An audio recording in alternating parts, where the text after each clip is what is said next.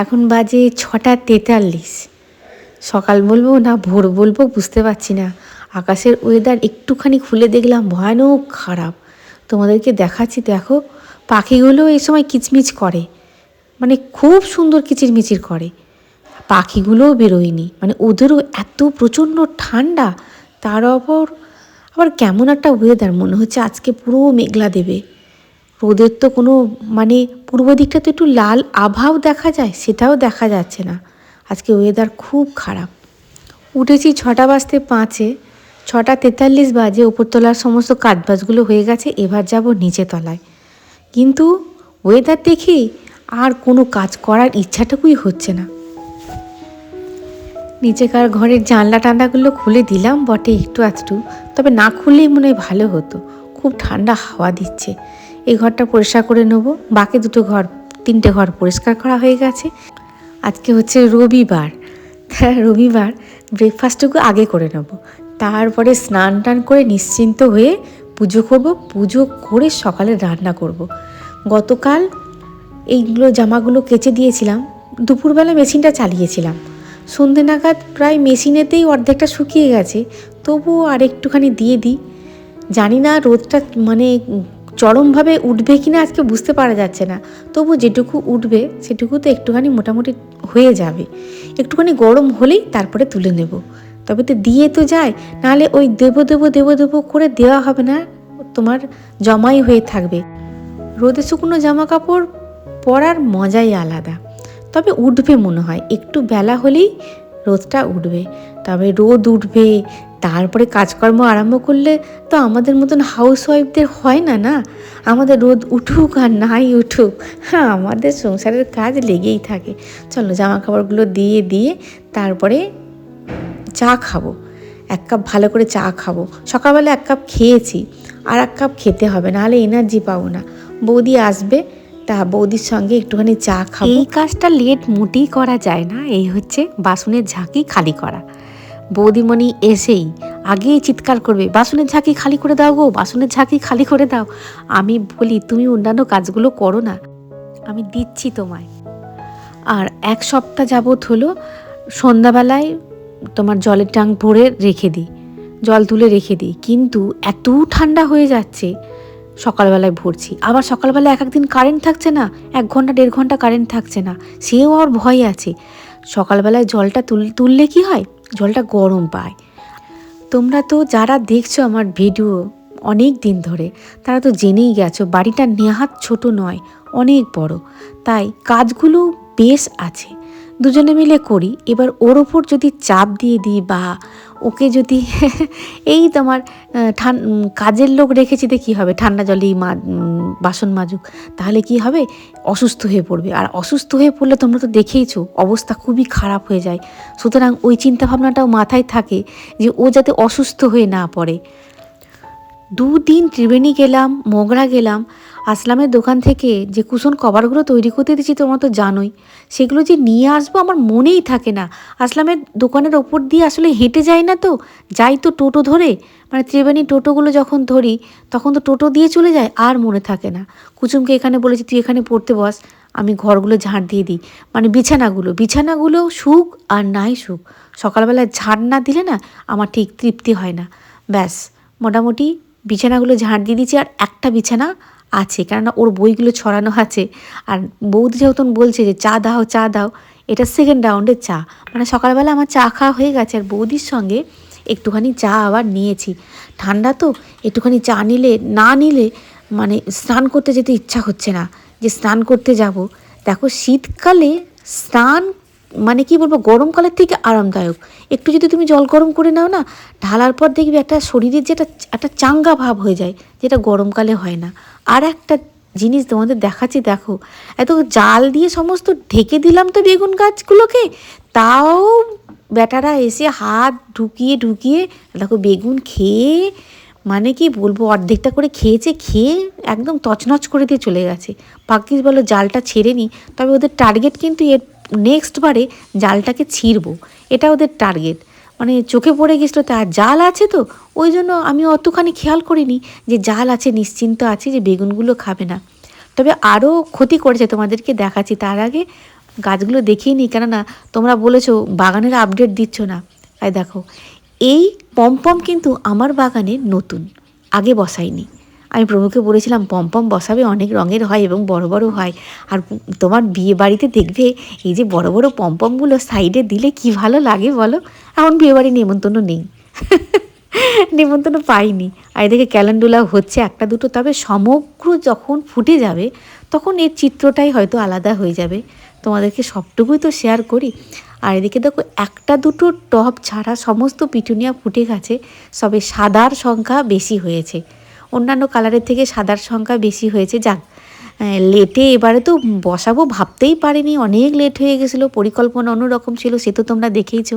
আর এদিকে দেখো চায়ের কাপটা রাখলাম, এই দেখে দেখো ফুলকপি, ওই দেখো দেখতে পাচ্ছ ফুলকপি হচ্ছে, কিন্তু ফুলকপি হবে, ফুলকপি বড় হবে, কিন্তু সেই ফুলকপি তুলে যে রান্না করে খেতে পারবো কি না সেই গ্যারান্টি দিতে পারছি না, যদি বাঁদরে না খেয়ে যায়। গত বছরে দেখেছিলে তো, সমস্ত ফুলকপি খেয়ে চলে গেছিলো, বাঁধাকপিগুলোকে খাবলে দিয়ে চলে গেছিলো।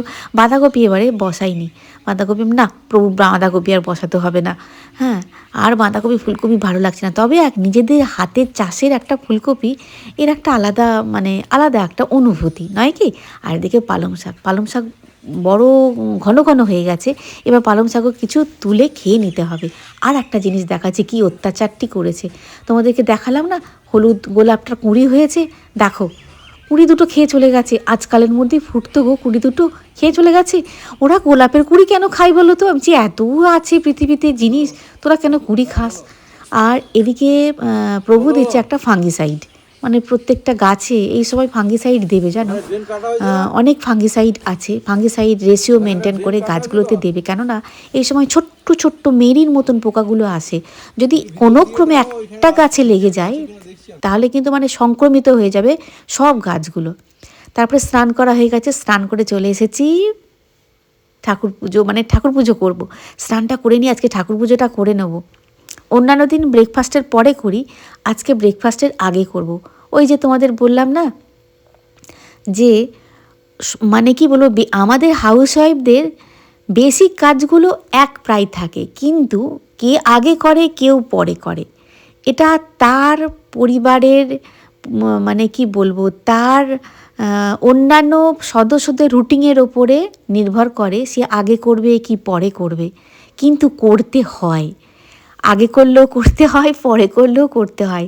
যখন হাতে একটু সময় আছে ভাবলাম পুজোটা সেরে নিয়ে, কেননা বেশ কিছুটা সময় পাবো, এখনও প্রভু খাবার তারা এখনও দেয়নি, একটু পরে। আমি বললাম তুমি কখন বেরোবে, আগে জিজ্ঞাসা করে নিলাম, বললো ঘন্টা দেড়েক পর। তার আমার ঘন্টা দেড়েক হাতে আছে, ততক্ষণে আমার পুজোটা ভালোভাবে হয়ে যাবে।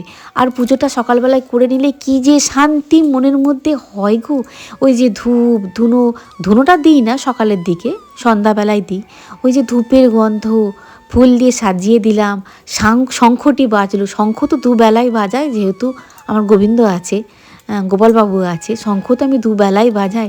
শঙ্খ যখনই বেজে যায় তখনই মনে হয় যে আমার বাড়িতে পুরো পজিটিভিটিতে ভর্তি হয়ে গেল, আর নেগেটিভিটি ঢুকতে পারবে না, একটা মনের মধ্যে একটা কনফিডেন্স তৈরি হয়ে যায়। প্রত্যেক দিন আমি দেখেছি, প্রত্যেক দিন শঙ্খ বাজাবে বন্ধুরা, আমি তোমাদের বলছি প্রত্যেক দিন শঙ্খ বাজাবে। শঙ্খ যে কত ভালো, শঙ্খ আর প্রদীপ, আমরা অনেক টাকা খরচা করি অনেক কিছুতে, অকারণে খরচা করি, কিন্তু প্রদীপের তেল, প্রদীপের সলতের প্রতি আমাদের অনেকের কার্পণ্যতা আছে, অনেকের লেথার্জি কাজ করে। দূর, আজকে প্রদীপ জ্বালাতে হবে না, কি এবেলা প্রদীপ জ্বালাতে হবে না, থাক ওবেলা প্রদীপ জ্বালাবো। প্রদীপ প্রতিদিন জ্বালাবে বন্ধুরা, প্রদীপ জ্বালানোর সঙ্গে সঙ্গেই দেখবে তুমি নিজেই ফিল করতে পারবে যে কতখানি পজিটিভ হয়ে গেল বাড়িটা বা জায়গাটা। চলো, আজকে অনেক কটা জবা পেয়েছি, তবে আর দু চারটে গাঁদা পিছন থেকে তুলতে হবে। মটরশুঁটি, আজকে মটরশুঁটি দেবো। কৃষ্ণায় বাসুদেবায় হরায়ে পরমাত্মনে প্রণতো ক্লেশনাশায় গোবিন্দায় নমো নমঃ। হরে কৃষ্ণ কৃষ্ণ কৃষ্ণ হরে হরে, হরে রাম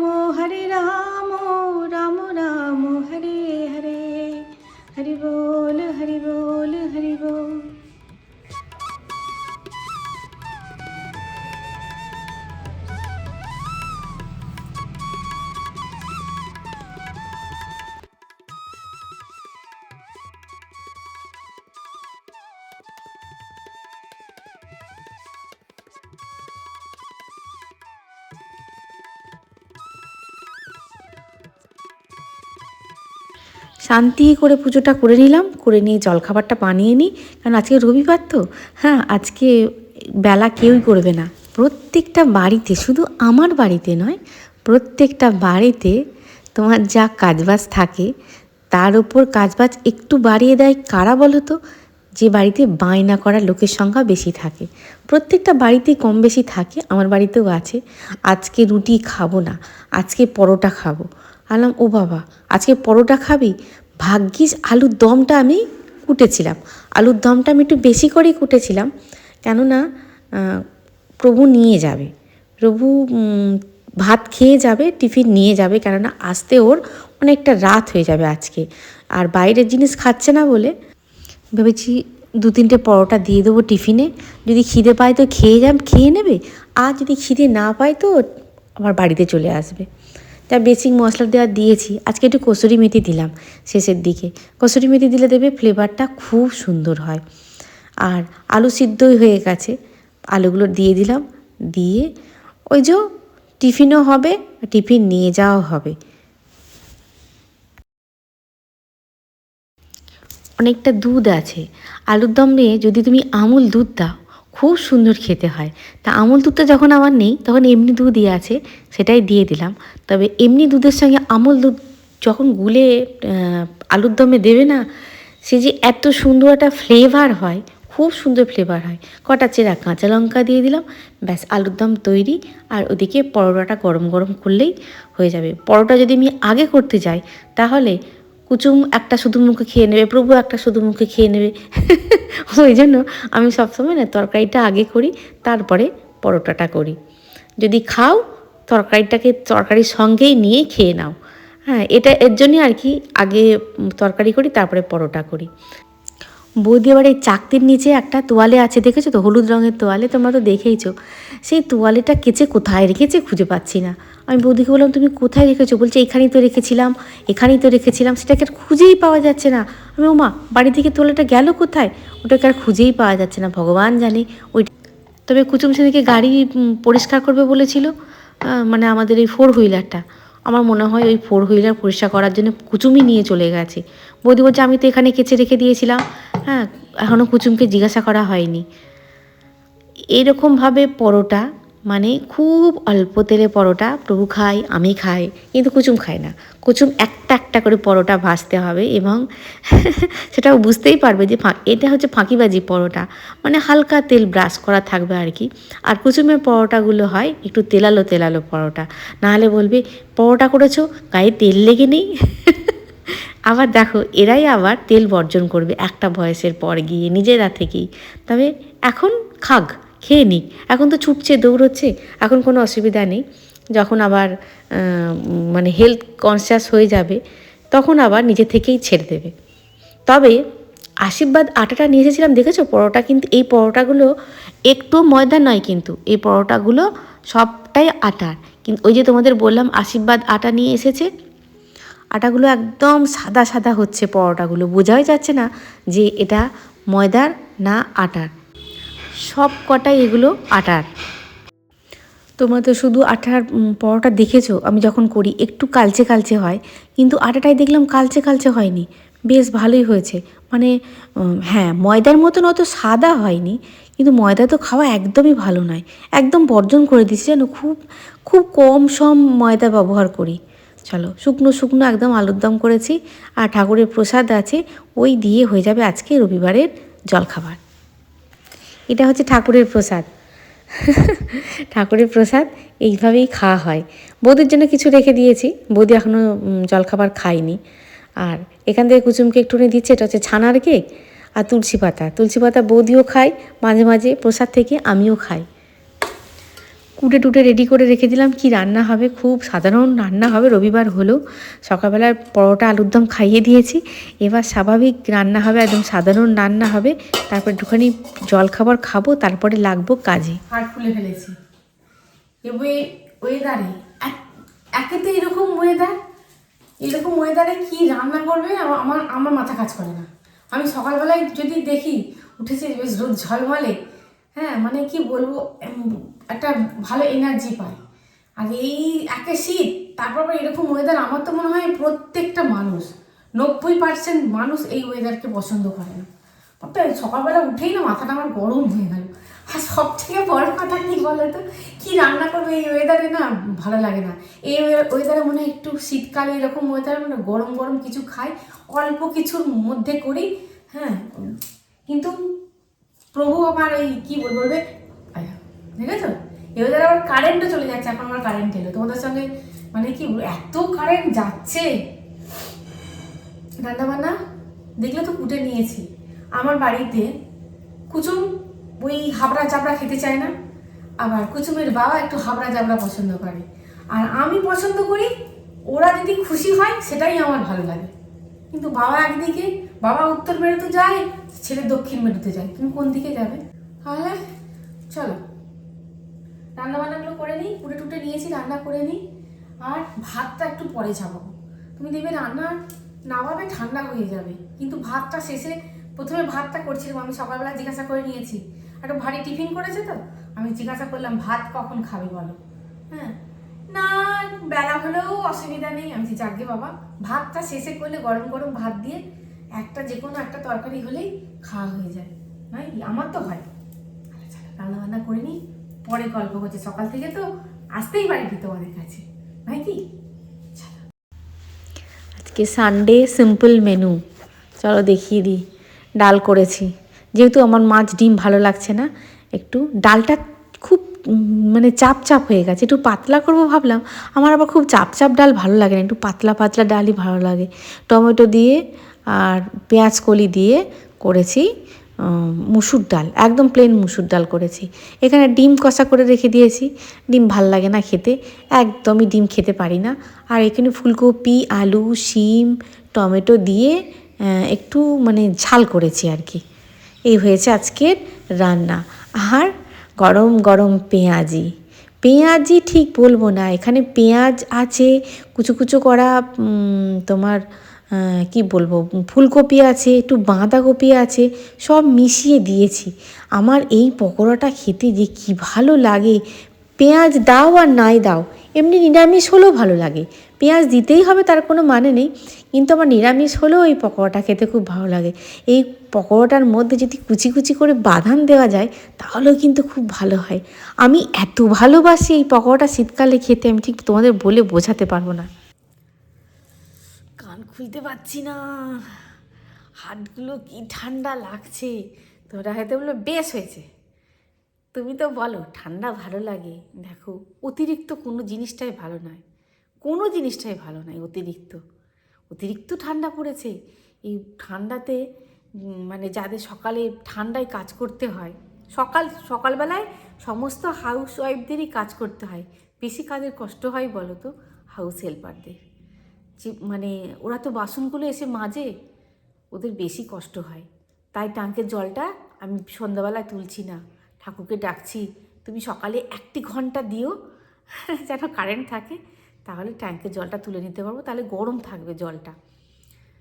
আর কালকে অনেক কটা কাজ আছে, আজকে ভাবলাম সারবো, কিন্তু আজকে সারতে পারলাম না। বাইরে একটুখানি চেয়ার নিয়ে বসেছিলাম, দেখো বেলা করে রোদটা উঠলো, কিন্তু রোদটা বেশ বেলায় কিন্তু ভালোই উঠলো। সমস্ত জামা কাপড় শুকিয়ে গেল, আবার তুলে নিলাম, তুলে নিয়ে এসে সেগুলোকে পাট করলাম।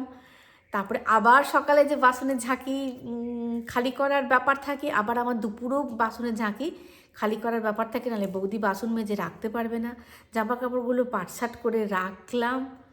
হ্যাঁ, আর কি করলাম, একটা দুধ জাল দেওয়া বাকি ছিল, দুধ জাল দিলাম। রান্নাঘর তো পরিষ্কার আছেই, রান্নাঘরও পরিষ্কার করলাম।